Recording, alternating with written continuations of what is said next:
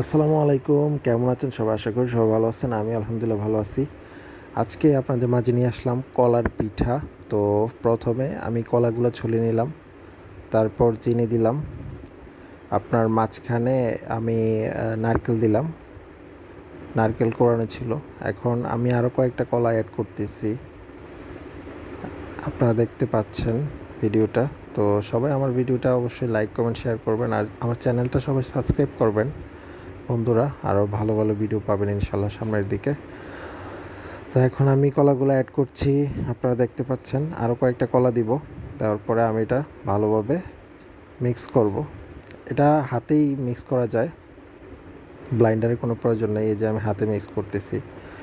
ভালোভাবে মিক্স করার পরে লবণটা পরিমাণ মতো দিব এবং ভালোভাবে মিক্স করব।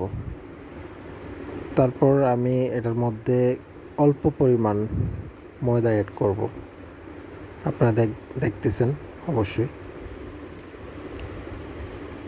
এই যে আমি এখন ময়দা অ্যাড করব।